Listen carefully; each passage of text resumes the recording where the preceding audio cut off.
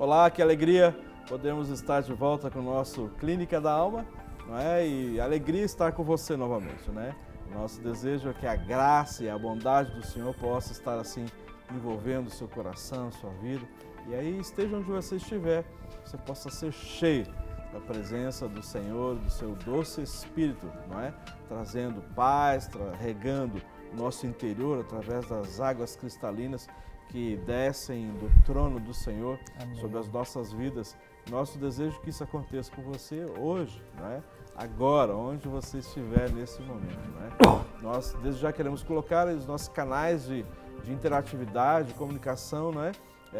Totalmente livres para você poder acessar e falar conosco através do nosso CAT, que é o nosso atendimento eletrônico, que é o 3209, né, o 3301, e ali você faz a opção número 1. Ou então você pode acessar e ligar para o nosso telefone ao vivo, 3253-3320, onde a nossa produção vai atender a sua ligação, e aí então vai passar aqui para a gente poder conversar, interagir com você. Também você pode falar conosco através do Twitter, né, que é o @Clínica da Alma, tudo junto, ou mesmo através do nosso Facebook, né, que é o contato que nós temos maior, que é através ali, então nós temos a comunicação, colocando ali os nossos eventos, algumas fotos, alguns pensamentos, aquilo que Deus tem trazido ao nosso coração. Ali você pode então curtir a nossa página, que é o Ministério.Clínica da Alma, tudo junto. E ali então você pode curtir, assim você recebe as nossas mensagens, você pode também ali colocar a sua opinião. Então isso para nós é um motivo de muita alegria. E também junto comigo aqui, motivo de alegria, ter o pastor Aldemar Guerra. Quantos hoje? Nossa, um montão, né? É um montão, né? Para não perder o pique. De volta ativa. E o Rogerinho. Olá, tudo bom? O homem, vocês estão vendo a felicidade dele? Ele está com um aninho mais velho hoje. Ele mais fez um ano. ontem, né? Ontem mais uma velhinha, mais uma primavera. Mais um inverno, né? Mais um inverno. Mais um inverno. Julho é inverno, né? Que bom ter vocês aqui juntos, né? Obrigado. E a gente poder interagir e aqui sermos instrumentos, né, nas mãos do Senhor. Amém? Pastor Guerra, hoje nós vamos comentar, falar, meditar. Que tema? O nosso amigo entrou inverno, mas entrou quente, né? Animadão. Yes, firme. Esperando a primavera. A primavera. Quando será? Nós temos aqui hoje, nós ainda vamos, né, abordar sobre a questão de Sansão. O tema é não aprendem com sua própria falha. Né? Não é o que nós vamos abordar aqui é a questão da pessoa que não aprende com a sua falha, né? Erra como todo mundo, mas não aprende, não é? Então nós vamos trabalhar em cima disso aqui. O texto é Juízes 16, de 28 a 30, que fala assim: Então Sansão clamou ao Senhor e disse: Senhor Jeová, peço-te que te lembres de mim e esforça-me agora, só esta vez, ó Deus, para que de uma vez me vingue dos filisteus pelos meus 2 olhos. Abraçou-se, pois, Sansão com as 2 colunas do meio, em que se sustinha a casa, e arrimou-se sobre elas com a sua mão direita, numa com a outra esquerda na outra. E disse Sansão: Morra eu com os filisteus. E inclinou-se com força, e a casa caiu sobre os príncipes e sobre todo o povo que nela havia.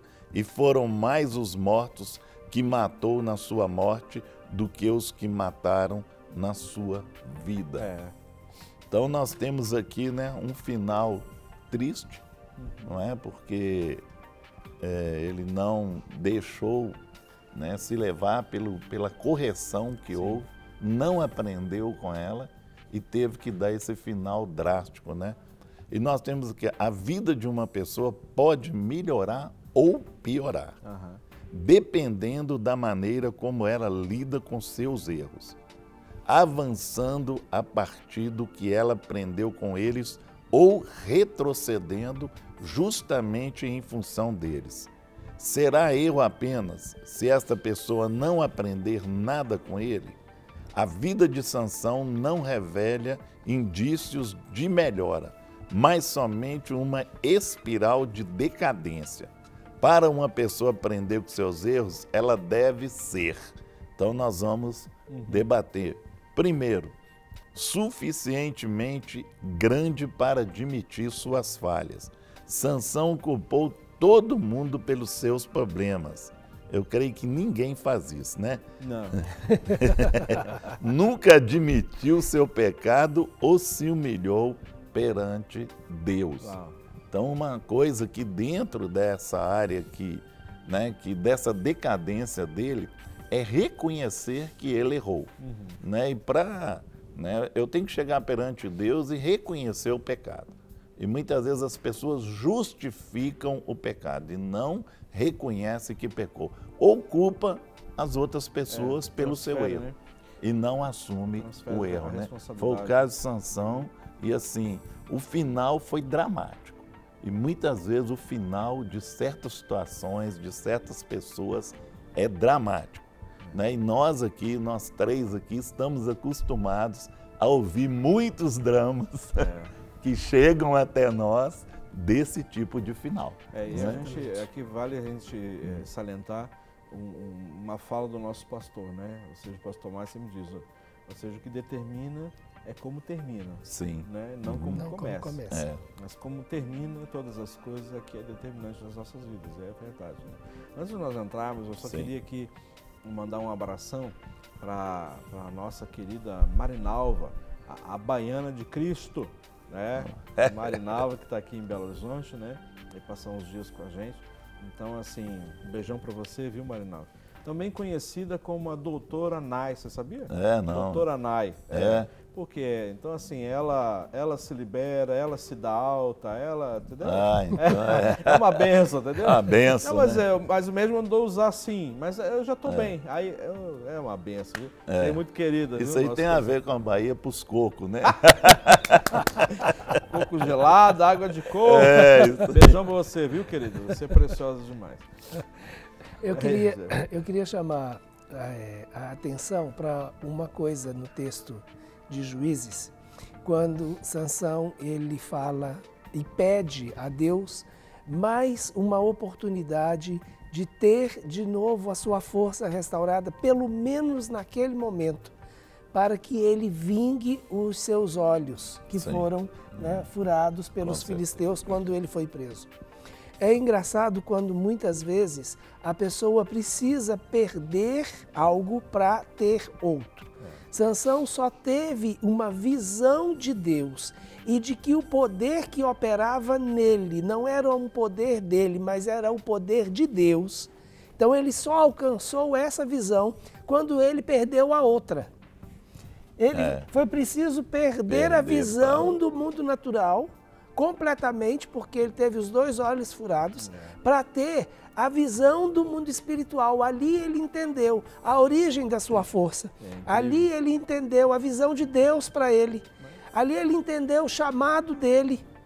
Mas ele precisou perder os dois olhos para conseguir enxergar com os olhos espirituais. Muitas vezes a gente passa por situações onde nós computamos perdas, mas esquecemos de avaliar o quanto que aquilo é para nós uma oportunidade de ganho. Então, determinados momentos e circunstâncias na vida da gente, e que aparentemente nós estamos olhando apenas para a questão da perda, e pode haver algo maior do que isso. Pode haver uma visão diferente, né? Então, essa oportunidade de Sansão de olhar para dentro, de olhar para si. Aliás, eu tenho uma amiga, quero até mandar um abraço para ela, Mara, ela está aqui em Belo Horizonte durante esses dias de férias. Ela diz que quando ela dorme, ela olha para dentro. Então, a expressão dela é assim, eu vou ali olhar para dentro, isto é, eu vou dormir, fechar os olhos naturais. E é exatamente isso que a gente precisa fazer muitas vezes. Parar de olhar tudo aquilo que está ao nosso redor. Parar de olhar para as circunstâncias que estão vindo contra nós e olhar para dentro de nós mesmos. Verdade. E é isso que essa fala de Sansão, né? Infelizmente, no último dia da vida dele, nos últimos momentos da vida dele, que ele foi enxergar a realidade da vida dele. Aí que ele enxergou. Desde o princípio. Não é? Que era o que Deus mostrava para ele. A gente tem que trazer isso para qualquer área da nossa vida. Com certeza. Então, assim, muitas vezes é só nesses momentos de perda, nesses momentos, muitas vezes, de desfalecimento nosso, e muitas vezes até em situações onde nós, onde nós, na realidade, percebemos que, sabe, as nossas forças acabaram, que parece que aos olhos naturais tudo terminou, não tem mais jeito, agora eu não posso fazer mais nada do que eu fazia antes, mas quando nós, sabe, permitimos que Deus venha com a sua graça, né, abrir os olhos da nossa alma, do nosso coração, ou seja, essa dimensão espiritual, aí a gente começa a ver coisas que nós não vimos antes, mas que talvez Deus sempre quis que nós víssemos, talvez não, com certeza Ele queria isso, mas a gente insiste, não é mesmo? Sempre estava ali na nossa frente e a gente nunca colocou o olho nela, né?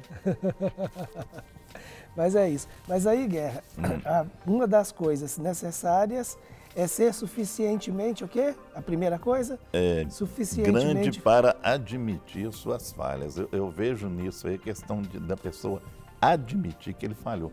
Isso aí entra muito orgulho, porque muitas vezes a pessoa fala assim, eu não vou falar isso aqui não vou me humilhar porque eu estou em tal posição, ou eu consegui. Sansão aqui também estava numa posição ali bem privilegiada em questão de Israel e como juiz de Israel.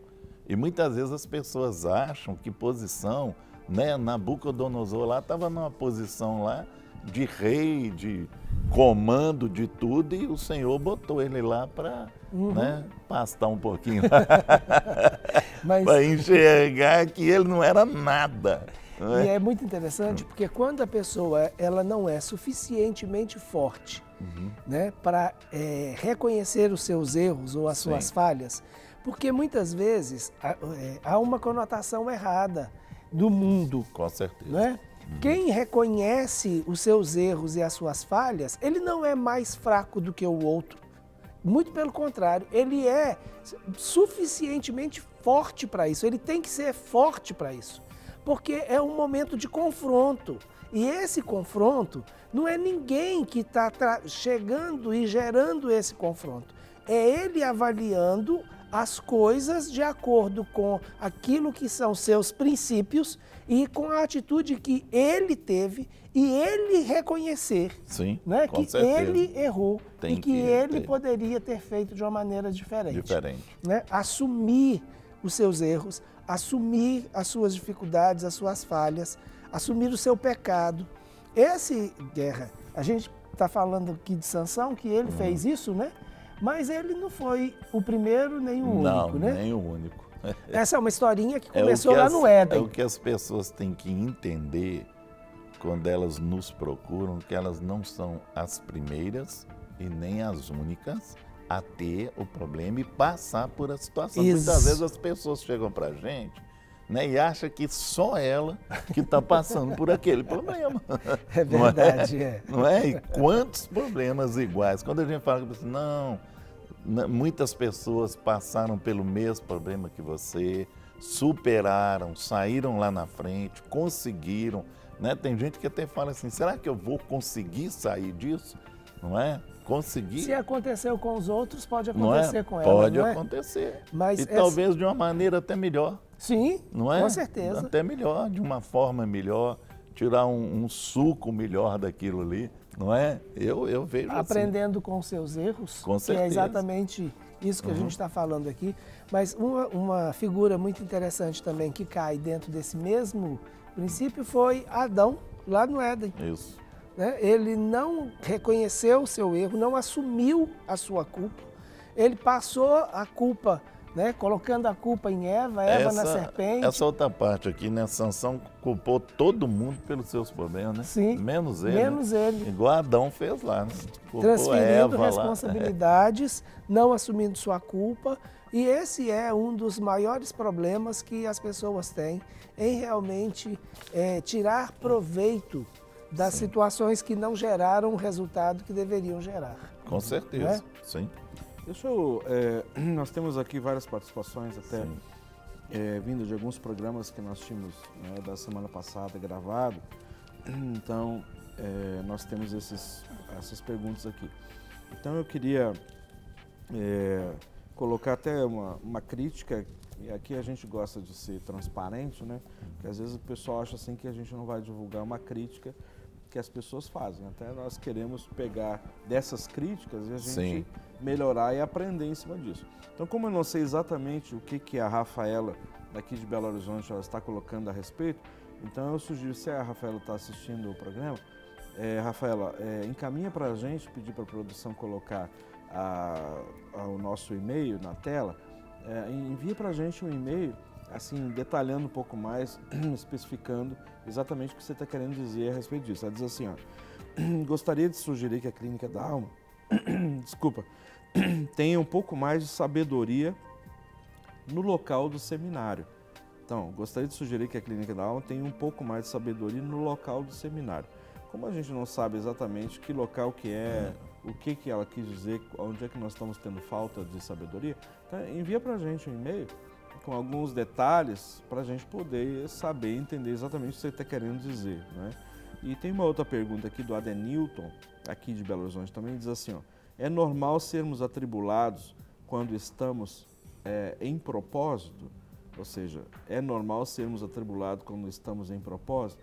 E também o propósito, o que quer dizer, se é talvez um jejum ou um propósito específico em cima de alguma coisa, né? Então, assim... Eu entendi que é isso. Eu acredito que é isso, sim. Mas antes de responder, deixa a gente... Nós temos uma participação ao vivo, então a gente quer priorizar. A Eliana aqui do Padre... Eliana, desculpa, de Contagem. Bom dia, Eliana. Tudo bem? Bom dia, tudo bem? A paz do Senhor, Padre Pastor? Amém, tudo bem contigo? Eu estou ouvindo aqui em casa, como todos os dias eu ouço a Rede Sup, eu gosto muito, eu gosto de todos os programas, mas o que eu mais me identifico e gosto, porque eu tenho um lema na minha vida da palavra de Deus, como Deus diz que nós devemos prosseguir, em querer ouvir, compreender, entender como é Deus. Uhum. E para isso a gente tem que ouvir, é o que eu estou fazendo, né? E eu gosto muito, porque eu tenho aprendido muito, crescido muito, e vocês estão falando de um texto a respeito de perca. E muitas das vezes nós temos que passar por perca para nós aprendermos e compreender o plano e propósito de Deus para a nossa vida. Isso já aconteceu comigo. Há um tempo atrás, eu tive uma depressão muito profunda por causa de uma perca, porque eu vivi 15 anos sem ser casada, mas vivi com uma pessoa, e esse relacionamento eu tive uma filha com essa pessoa, e depois de 15 anos essa pessoa foi embora, me abandonou, e eu já estava na presença de Deus, mas eu não tinha esse conhecimento da palavra de Deus, como a Bíblia diz que porque nós não temos, nós perecemos, nós não temos, né, o povo de Deus. E eu comecei a crescer, porque veio a depressão profunda, né, na minha vida, eu quase que morri, mas assim, nossa, todo mundo me via no caixão, me enterrando, até eu mesmo pensei por um tempo que não tinha jeito mais. Mas foi nessa situação que, por eu não ter o conhecimento da palavra de Deus, eu peguei tudo que eu tinha em casa na época, tudo mesmo, que com luta e sacrifício, eu trabalhei muito para conquistar, e eu levei para um ministério, e eu falei que estava colocando, vendi tudo. Peguei o dinheiro, coloquei no altar do ministério lá, e achei que desse jeito, né, assim, eu assim, orando e pedindo, que eu queria ali, de volta, o meu cônjuge, né, que eu vivia com ele, porque, assim, totalmente perdida. E foi preciso eu passar por essa experiência na minha vida, porque foi através da depressão, foi através de eu ter que pegar tudo que eu tinha e, né, sem saber de nada, colocar ali achando que eu estava fazendo certo, mas tudo errado, né, que eu aprendi. Deus, ele trouxe crescimento, maturidade para minha vida, nessa experiência. Uhum. E a primeira coisa que Deus, ele colocou no meu coração, que Deus ele não quer o nosso sacrifício. O sacrifício perfeito ele já fez por nós, né? Ele quer a nossa obediência. E Deus me falou no meu coração do perdão, do amor, que se eu não amo Deus acima de tudo em primeiro lugar como o maior mandamento e não me amo a mim própria, como eu vou amar alguém? Porque Exatamente. na época eu achava que eu não amava, era só uma obsessão, era um amor doentio, que eu achava que era verdadeiro, mas não era. Era isso que eu sentia pela pessoa que estava comigo e que estava me adoecendo, estava acabando com a minha vida e eu estava totalmente perdida, achando que estava certa, né?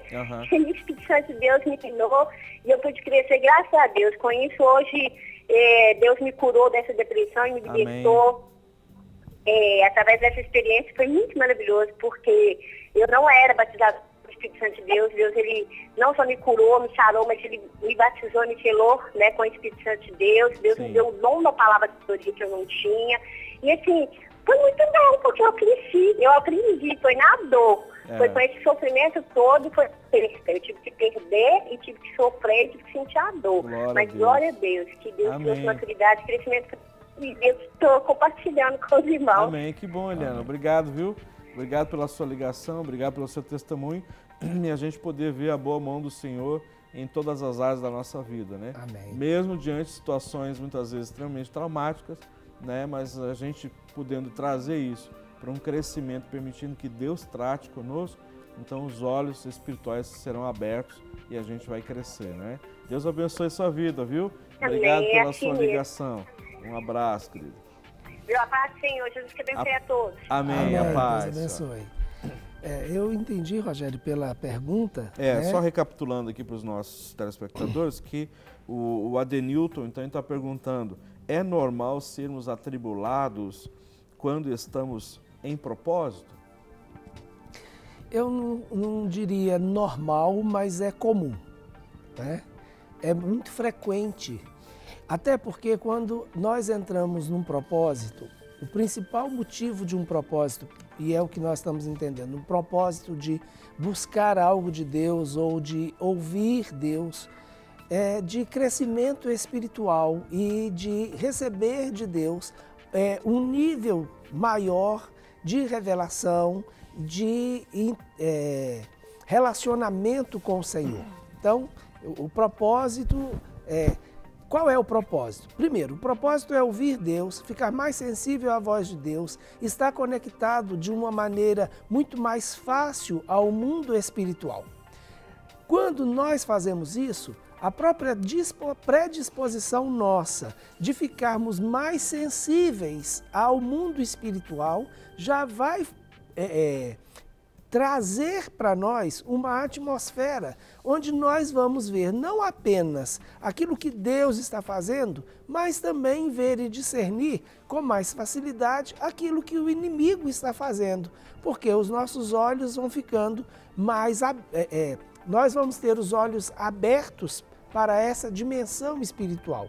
Uma outra coisa interessante também e que pode acontecer é há uma movimentação no mundo espiritual quando você toma determinados posicionamentos. Então, se você se posiciona de uma maneira diferente, Deus vai responder, né? As forças espirituais, tanto do lado do Senhor, vão estar trabalhando em seu favor, mas as forças espirituais da maldade também vão se posicionar de uma maneira diferente diante do seu novo posicionamento. Então, há realmente essas modificações no ambiente que a gente poderia dizer que seriam mais lutas ou mais dificuldades, mas é a oposição natural, porque o diabo ele vai se opor a tudo aquilo que vem para o conhecimento de Deus. Então, todas as vezes que nós decidimos nos aproximar mais de Deus, né, nós buscarmos mais a santidade, né? Ou seja, o que é a santidade? Estarmos mais próximos de Deus. Estar mais próximo de Deus quer dizer que mais luz, a luz do Senhor, vai brilhar em nós e, obviamente, que algumas coisas vão ficar mais visíveis de coisas que nós precisamos mudar, de abrir mão, renunciar, confessar. É óbvio que o inimigo não quer isso, né? É óbvio, ele quer que, ou seja, cada vez nós estejamos mais distantes do Senhor e, consequentemente, não é? O inimigo quer isso, né? Porque quanto mais próximo, os nossos olhos vão ser abertos. É isso que nós estamos falando aqui. O pastor Rogério falou exatamente isso. Tem uma outra pergunta aqui, que é da Alessandra de Santa Luzia, aqui de Minas Gerais. Ela diz assim: devido à minha vida sentimental não estar indo bem, afeta o meu emocional? Uma pergunta, né? O que eu devo fazer? Não consigo orar direito. Eu vou repetir: devido à minha vida sentimental não estar indo bem, afeta o meu emocional? Afeta, com certeza. E é uma das áreas, para a gente trabalhar assim, uma das áreas difíceis de trabalhar é a questão da sentimental. Por quê? Porque muitas vezes a pessoa ora para uma coisa, mas o coração dela está com outra. Né? Só assim: Senhor, tira esse sentimento de mim. Está falando ali, mas no coração está assim: não tira. Não é? Não quero. Não quero, né? Então isso aí vai abalando o emocional. Por quê? Porque você está vivendo uma coisa e pensando em outra, querendo sair daquilo, mas no fundo não quer. A questão é essa: tem que definir aquilo que realmente você quer na sua vida sentimental, para depois você colocar nas mãos de Deus ou tomar uma atitude. Talvez você está precisando tomar uma atitude. Agora, que vai afetar o seu emocional, vai. Muitas vezes a vida sentimental até paralisa a pessoa. Recua, ela entra para a caverna, ela se isola. E vou falar, e muitas vezes é muito profundo no emocional. Então, olha aí que profundidade que está seu sentimento aí. Procura ter atitude, tomar decisões na sua vida para depois você colocar em oração e na mão de Deus aí para resolver isso. Exatamente. Né? Então a pergunta que você faz é exatamente essa: o que eu devo de fazer? O pastor Guerra já falou aqui, né? Então é uma decisão, é escolha. Então, por que é difícil? Porque ao mesmo tempo gera prazer, a gente gosta, existe uma afeição, existe muitas vezes até um nível de dependência emocional. Não é? Então precisa passar pelo processo de renúncia. Abrir mão, escolher não querer, porque muitas vezes nós sabemos que está trazendo problema e está nos afetando, mas a gente não quer abrir mão daquilo. Né? Então, essa é uma das partes mais difíceis, né, que precisa acontecer.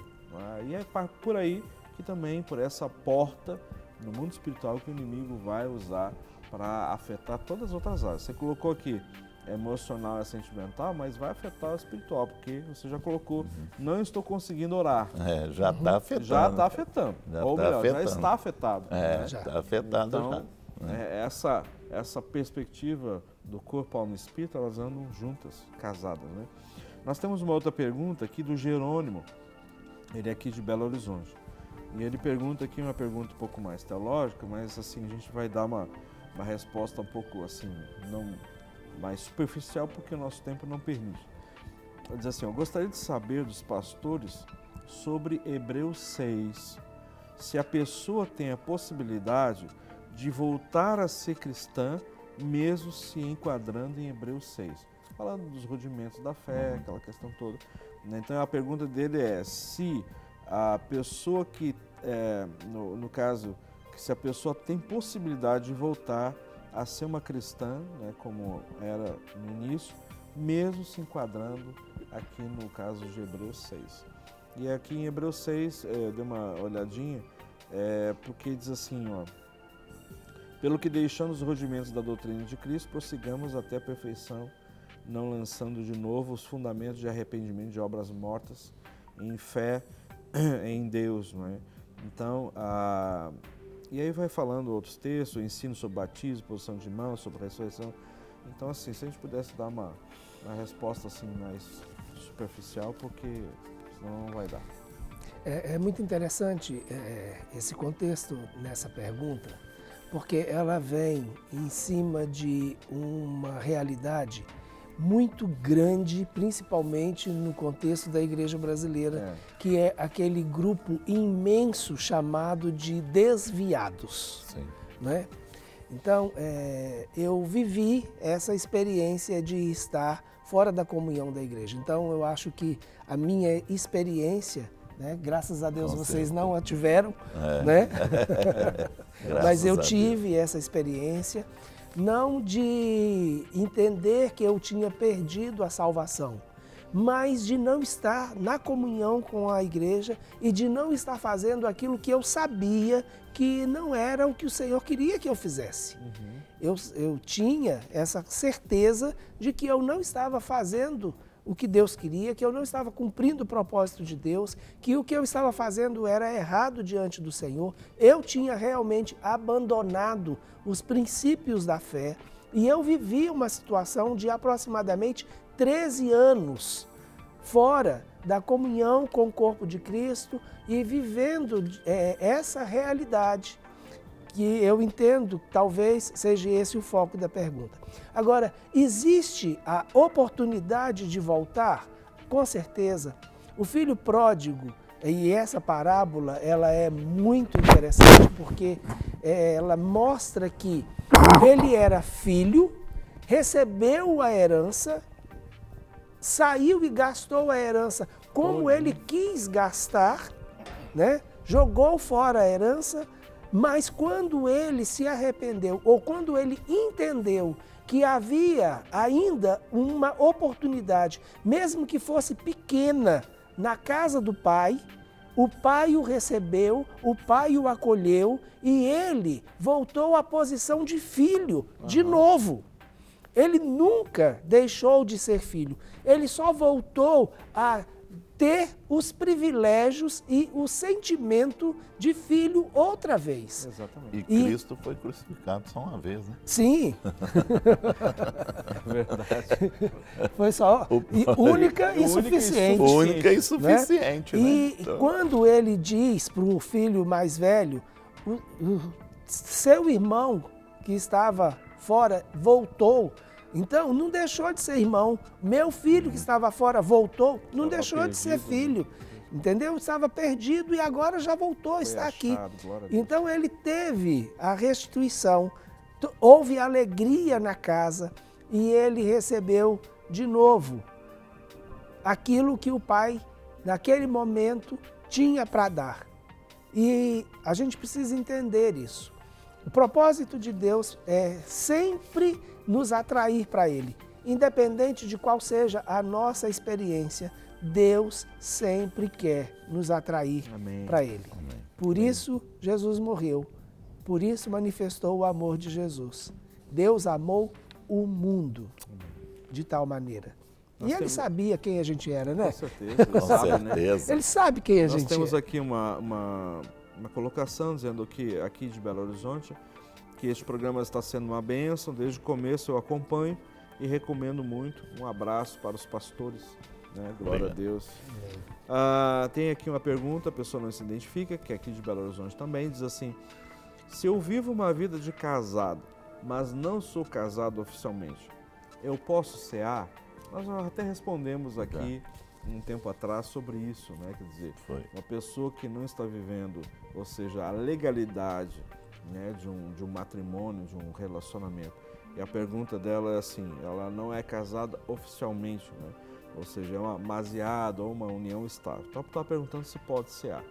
Essa é uma colocação que nós sempre deixamos aqui, já falamos sobre isso antes, é que de acordo com a liderança onde você está inserida, de acordo com, ou seja, o seu pastor, ou seja, de acordo com a teologia que as pessoas creem, da denominação, existe diferença a respeito disso, né? Então tem pessoas, por exemplo, que não aceitam que membros de outras igrejas venham cear ali naquela igreja, né, ou naquele ministério. Enfim, tem variações, mas nós entendemos que se a pessoa, existe um arrependimento no coração da pessoa, existe uma confissão do pecado e ela abandona o pecado, ela pode cear, esse é o meu entendimento, né? Agora, muda de acordo com a liderança. E aí, se você está debaixo de uma liderança que não permite, então você entende que é ali o seu lugar, aceite, entre debaixo dessa liderança e cumpra, ou seja, aquelas normas ou mesmo, ou seja, a teologia que eles creem. Tem outros que não dizem que não tem nada a ver, que você pode participar. Então, o mais importante é que a graça do Senhor ela está acessível a todas as pessoas. E nós somos nós somos restaurados, resgatados através dessa graça, onde nós temos esse privilégio de termos nossos pecados perdoados, né, limpos, sermos aceitos à casa do Pai, e é óbvio que Ele quer que nós sentemos, né, e celebremos ali, ou seja, a ceia do Senhor. Então, isso vai de acordo com cada igreja, cada denominação, tá bom? Ok. Nós temos aqui ainda uma outra colocação. Ok, eu acho que já foram aqui todas as perguntas que nós tivemos sobre...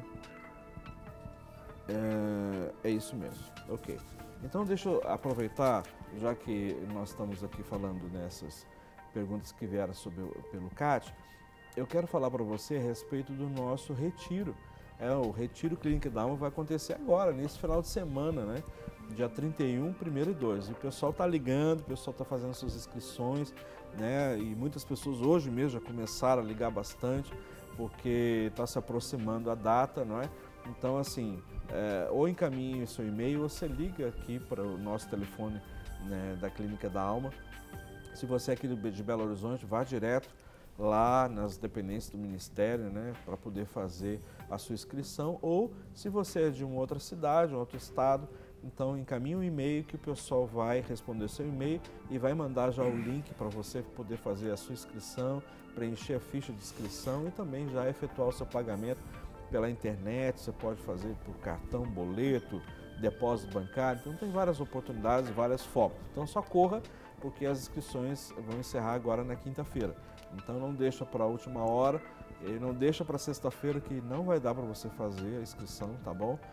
No dia, não dá para chegar na hora e fazer a inscrição, não dá, né? Então assim, as inscrições encerram na quinta-feira ao meio-dia, viu? Então a partir da tarde já não dá para você fazer a inscrição. Então ligue ou encaminhe seu e-mail para você já providenciar, tá bom? Nós temos uma participação ao vivo aqui da Kércia de Betim, aqui em Minas Gerais. Olá, boa tarde. Olá, boa tarde. Kércia. Tudo bem? Boa tarde. Tudo jóia. Ok. Kércia, faz um favorzinho para mim. Baixa o volume da sua TV. Para não conflitar, tá bom? Jóia. Isso, pois não, querido. Alô? Oi, pois não, pode falar. A minha pergunta é se é correto o esposo congregar em ministério diferente da esposa? Se é correto a esposa ou o cônjuge, no caso, né? Congregar em outro ministério sem ser, ou seja, não é o mesmo, né? Tá ok. Tá bom, nós vamos responder para você, viu? Muito obrigado pela sua ligação. Deus te abençoe. Amém. A paz, querido. E aí, pastor Rogério, é correto, não é correto? É legal, é ilegal? Como é que é isso? Olha, a questão de ser correto ou não, eu acho que passa pelo primeiro crivo, é a relação que vocês têm e o quanto os cônjuges, eles se dão ou se envolvem nessa relação de estarem em ministérios diferentes, né? Por quê? Primeiro é que nós acreditamos que estão no mesmo corpo. Não há outra igreja, só há uma igreja, a Igreja do Senhor Jesus Cristo. Independente do endereço, independente da denominação, só há um Senhor, um Salvador, só há um Espírito, um só Deus e Pai, Criador de todas as coisas. Então a igreja também é uma única igreja, um só corpo. Esse é o ponto de base do ponto de vista. Agora, o que faz, aí é uma outra questão, o que faz com que os cônjuges, né, ou o marido e a mulher, estejam em congregações diferentes, em endereços diferentes, em ministérios diferentes? Se é alguma questão de identificação, aí vamos ver qual é a melhor maneira, porque onde não há acordo, não é? Não tem como caminhar juntos. Se há uma diferença entre os dois, e essa diferença chega a ser gritante, ao ponto de um não conseguir estar no mesmo lugar do outro, é preciso que realmente haja um acordo porque aí está havendo alguma situação que precisa ser acertada. Exatamente. Até pelo próprio entendimento do argumento primeiro, é o mesmo corpo. Então, se é o mesmo corpo, qualquer um dos dois podem estar no mesmo lugar. Ou ela junto com ele, ou ele junto com ela. Tá certo? Ou, se for o caso, os dois acharem uma outra congregação que os dois poderão estar. Né? Isso é interessante porque traz unidade para o lar. Isso é interessante porque os filhos vão saber para onde ir. Não vai haver divisão dentro da própria casa, né? Porque um reino dividido não subsiste. Então, para que eu vou fazer divisão dentro da minha própria casa? Né? Então, é errado? Não, mas é o melhor? Não é. Não é o melhor. Resumindo, minha irmã, não é o melhor, viu? Então, assim, alguém tem que abrir mão. Ou você abre mão para estar junto do seu esposo, ou ele vai abrir mão para estar junto com você e os dois terem a mesma visão, o mesmo foco. Vocês são uma só carne, não tem como dividir. Então, assim, ambos vão estar olhando para o mesmo alvo, na mesma direção, estão debaixo da mesma cobertura espiritual. Tudo vai fluir muito melhor quando ambos estão juntos trabalhando e, consequentemente, a casa, né, tendo filhos, vão estar debaixo da mesma cobertura. Agora é óbvio, se os filhos vão chegando numa certa idade e aí eles se identificam com algum outro ministério, aí é outra história, né? Mas o propósito assim vai fluir muito melhor, ou seja, a família debaixo da mesma cobertura espiritual e focando na mesma direção. Uma outra coisa que eu quero falar para vocês, queridos, é a questão da nossa escola, a nossa escola de restauração. E ela começa agora, na próxima segunda-feira, dia 3, né? Nossa escola extensiva. Né? Nós falamos aqui, divulgamos muito a intensiva, que foi 15 dias atrás, né? E foi uma bênção. Agora nós temos a extensiva, que são 2 dias por semana, sempre na segunda e na terça-feira à noite, das 19h30 até as 21h30, e tem duração de 2 meses, ou seja, são 16 encontros. São 16 encontros, então dá 2 meses, começando então agora no dia 3 de agosto e vai terminar no dia 28 de setembro. Então já corra também, faça a sua inscrição, caminhe lá o seu e-mail, ou você liga para você já efetuar a sua inscrição e já também programar então a forma melhor que convém para você, a questão do pagamento. Enfim, a gente está assim com uma expectativa muito grande daquilo que Deus quer e vai fazer através aí da escola de restauração, né, Pastor Guerra? Amém, vamos lá. Para uma pessoa aprender com seus erros, ela deve ser 2, suficientemente esperto para tirar uma lição dos mesmos. Uma coisa é saber se ela está errada, outra coisa é descobrir por que errou. Não é? Aí está o momento, saber se ela está errada. Agora, descobrir se errou é outra coisa, né? Então, eu vejo aqui, tem que ser suficientemente esperto para tirar a lição dos mesmos, né? Do acontecimento, você tem que fazer o quê? Você tem que tirar uma lição dali. Aí tem que ter sabedoria, tem que enxergar qual lição que você teve naquilo ali, senão você sai culpando os outros, né? Você sai passando a responsabilidade para outro e não vê o que Deus quer falar com você através daquilo que aconteceu na sua vida, não é? Uma coisa é você cometer um erro e se arrepender do erro. Sim. Outra coisa é você ser pego no erro, não é? E onde você não se arrependeu, né? Então a diferença é completamente outra situação, né? E essa questão de você tentar aprender com o erro, ela é extremamente relevante para que você realmente mude a sua postura, né? Porque se eu paro e consigo, né, passando pelo ponto número 1, eu reconheci que errei, ok. Como que eu reconheço que errei? Eu reconheço que errei porque o resultado daquilo não foi o resultado desejado, não é? Então eu acho que essa é o primeiro diagnóstico que a gente tem que fazer. Era isso que eu queria? Não. Então eu errei em qualquer fase, em qualquer momento do meu plano de ação, né? Ok, errei, pequei, vamos colocar na questão do erro, não do pecado necessariamente. Errei, né? Contra a mim mesmo, contra a circunstância, contra os outros, não importa, errei. Ok, e agora? Eu vou simplesmente cruzar os braços e deixar do jeito que está? Não. Eu preciso entender agora, né, o que eu posso aprender com isso. O que eu fiz que me conduziu a esse resultado que não é o resultado que eu desejo. Né? Então, tem uma coisa que eu hoje em dia aprendi que eu não posso fazer muito.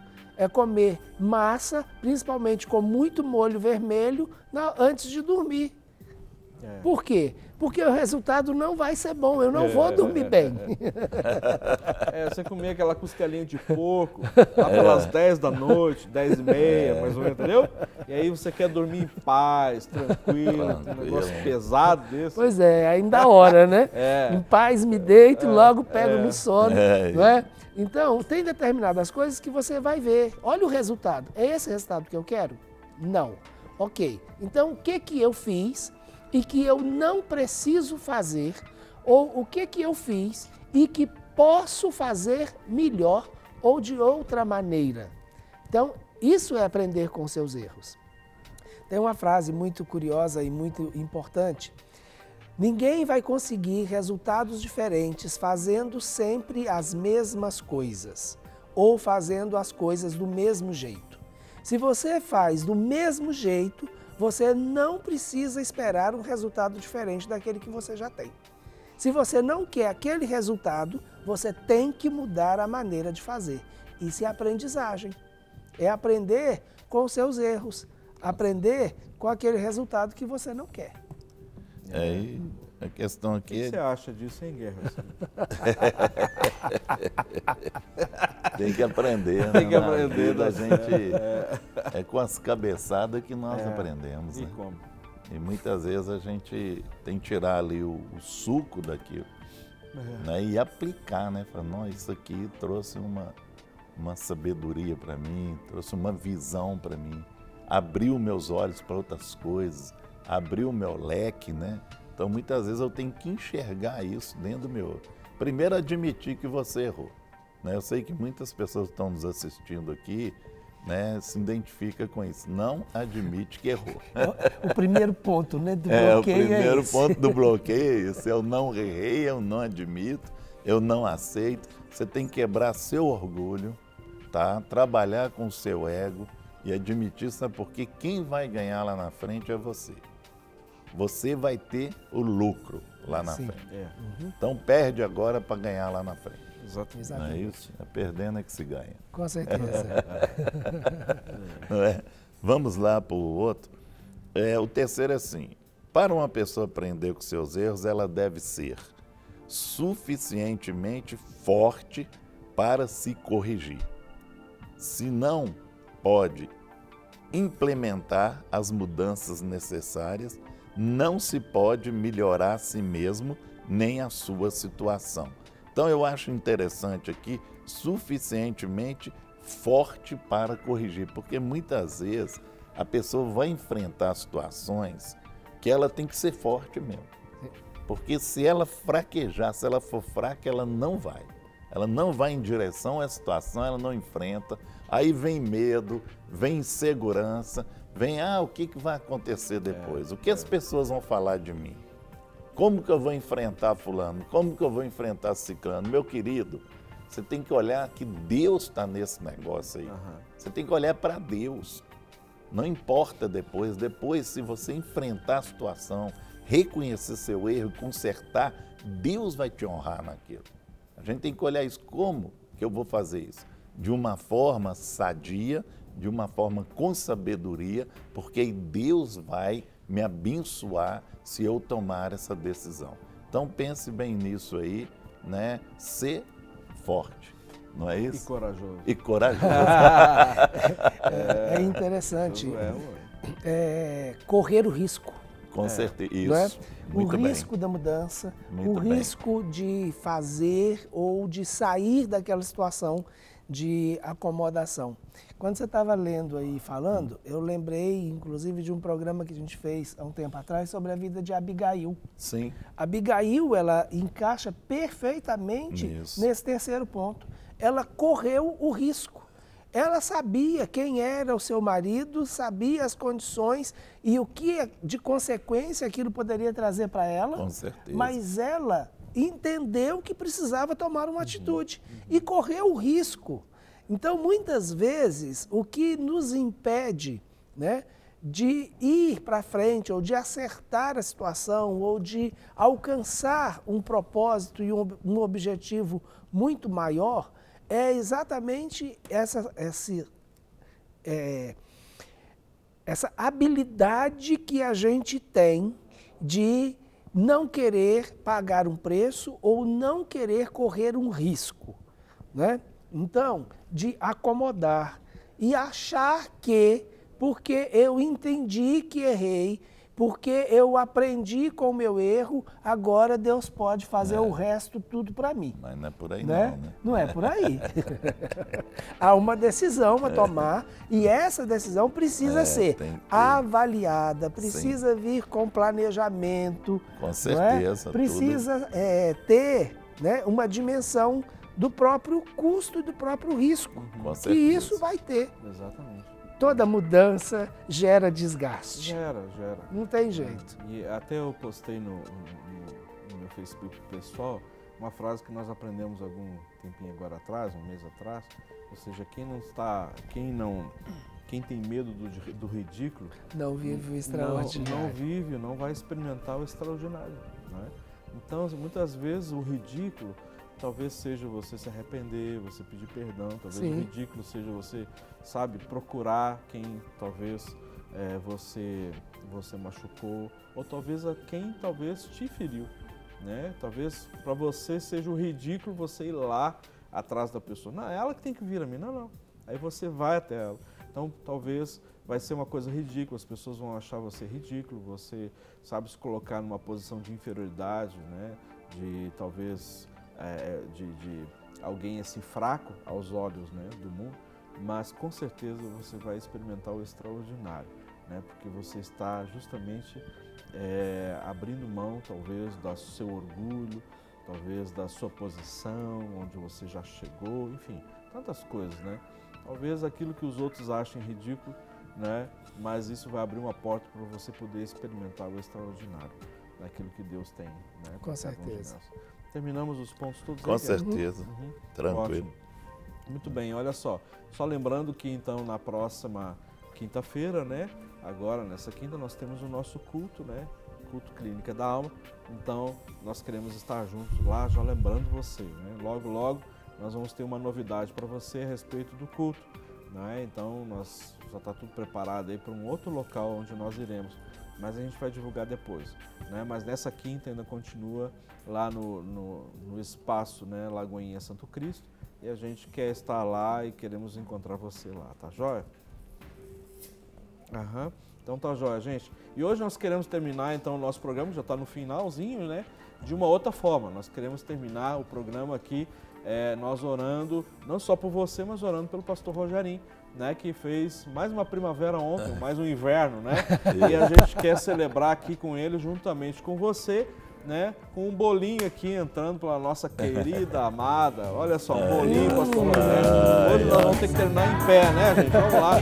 Vamos juntos todos cantar parabéns, você que está aí, né, na sua casa. Então, vamos cantar o parabéns e orar pelo pastor Rogerinho? Vamos lá?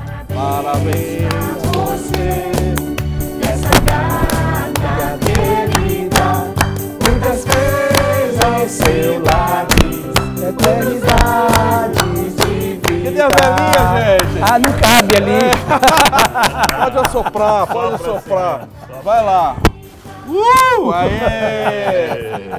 Obrigado. É uma pena que você está assistindo, mas não vai dar para você participar do bolo, mas você pode participar da oração. Amém? Amém. Então, ore daí pelo pastor Rogerinho, o pastor Guerra vai fazer essa oração. Amém? Pai, em nome de Jesus Cristo, nós louvamos pela vida do teu servo que completa Amém. mais um ano de vida, Pai. Amém, Jesus. Nós abençoamos ele com a bênção da saúde, da prosperidade, da alegria, Pai.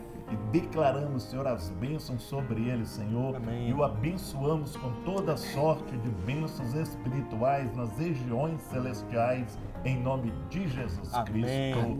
Amém. Amém. Aleluia. Obrigado pela sua audiência, pela sua presença. Amanhã nós nos encontramos. Tchau. Rede Super. Inspirando Você. Tchau.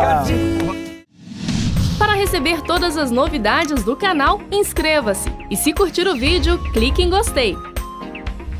Aproveite para acompanhar a Rede Super nas redes sociais.